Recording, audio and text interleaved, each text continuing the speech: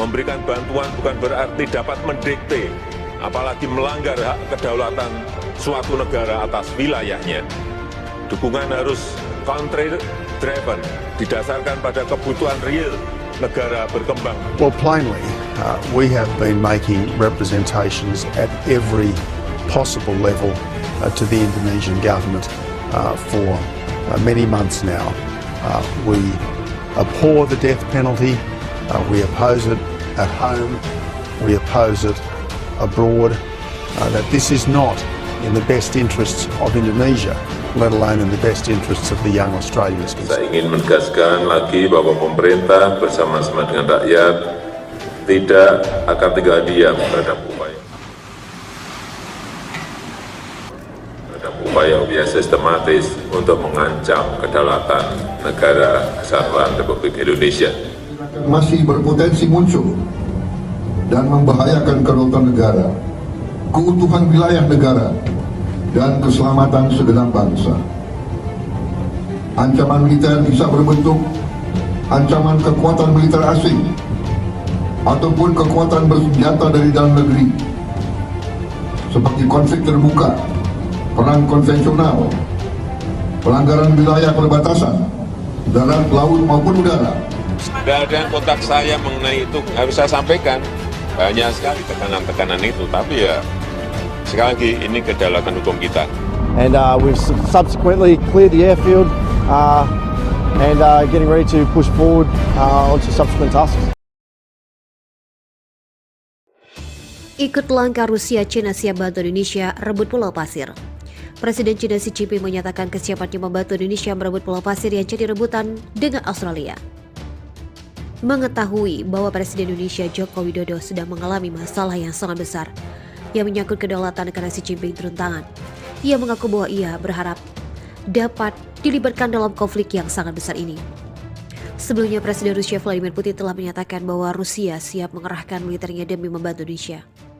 Saat ini Xi Jinping tengah menunggu detail rencana untuk merebut Pulau Pasir yang disiapkan pihak Indonesia. Setelah itu China akan langsung mengirimkan bantuan militer ke Indonesia.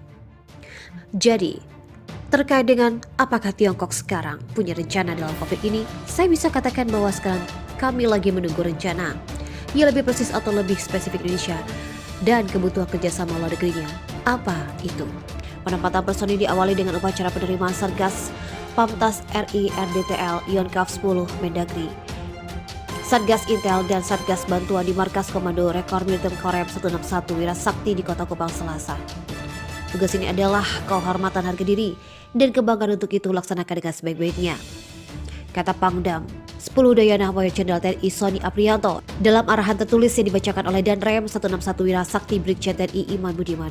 Ratusan personel TNI AD telah menjalani pembekalan dan akan bertugas dalam operasi militer di Pulau Pasir NTT yang saat ini sedang menjadi rebutan antara Indonesia dan Australia. Pangdam 10 Dayana memerintahkan agar para personil menunjukkan profesionalitas kepada masyarakat di perbatasan dan siap angkat senjata jika pasukan Australia menyerang. Berbagai hal yang sudah dibekalkan, baik pengetahuan hingga keterampilan teknis, harus dipegang teguh dan dilaksanakan dengan penuh dengan kehormatan. Para personil Satgas Pamtas menurutnya harus mampu membantu dan menemukan solusi untuk mengatasi berbagai permasalahan yang dihadapi masyarakat sehingga pelaksanaan tugas berjalan dengan aman, tertib dan lancar. Para personil juga diminta agar tak segan-segan melakukan kontak senjata jika militer Australia memasuki wilayah tersebut. Setelah penerimaan, para prajurit akan melaksanakan pergeseran pasukan menuju pos masing-masing yang merupakan operasi tersendiri. Penempatan personil diawali dengan upacara penerimaan Satgas Pamtas RI RDTL Yonkaf 10 Mendagri, Satgas Intel dan Satgas Bantuan di Markas Komando Rekor Militer Korem 161 Wirasakti di Kota Kupang Selasa. Tugas ini adalah kehormatan harga diri dan kebanggaan, untuk itu laksanakan dengan sebaik-baiknya, kata Pangdam dalam arahan tertulis yang dibacakan oleh Danrem 161 Wirasakti Brigjen TNI Iman Budiman.